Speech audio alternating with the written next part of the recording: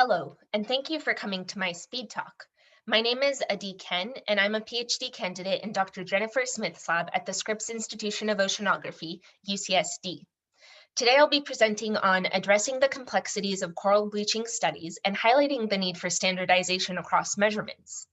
I'm also a digital scientific illustrator, and throughout this talk you'll see plenty of my own drawings. As you may know, corals are colonies made up of many individual polyps containing zooxanthellae. Zooxanthellae are tiny photosynthetic algae that provide corals with much of the energy they need to survive, as well as their coloration. When water temperatures are higher than average, corals are known to bleach.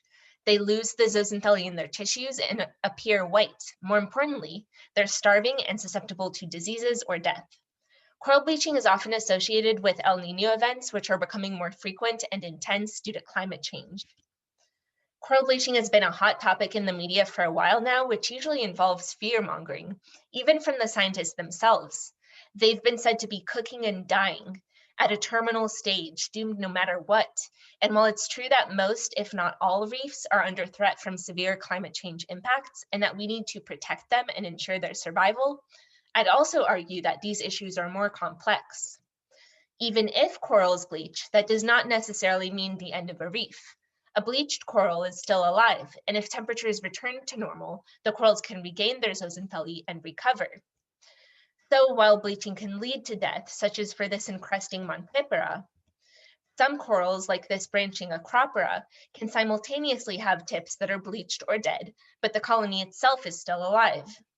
And even if the corals bleach and die, then become overgrown by algae, although initially we'd expect to see turf, when crustose coral and algae CCA have the chance to grow, this might lead to new corals.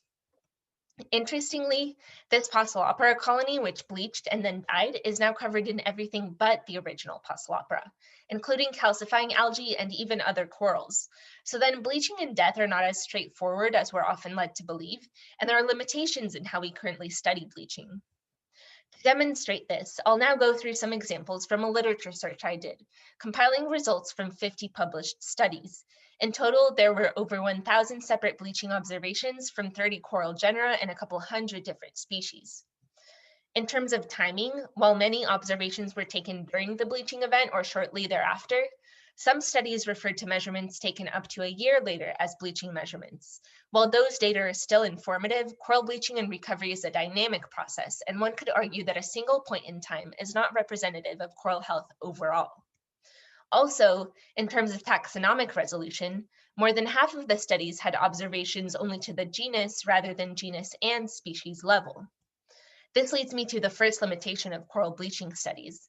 It's widely accepted that corals can have different sensitivities to bleaching based on their taxonomy, colony size, location, growth form, symbiont type, or which clade of zooxanthellae they host, and many other distinguishing characteristics. So perhaps the only definitive statement we can make is that bleaching is both timing and context dependent. Second, the ways in which bleaching is currently studied can make the observations incomparable, especially when they describe anything from entire reefs to multiple coral populations to individual coral colonies. As you can see in this diagram, those methods vary in scope, or how much space they cover, and resolution, or taxonomic accuracy, not to mention their cost and efficiency.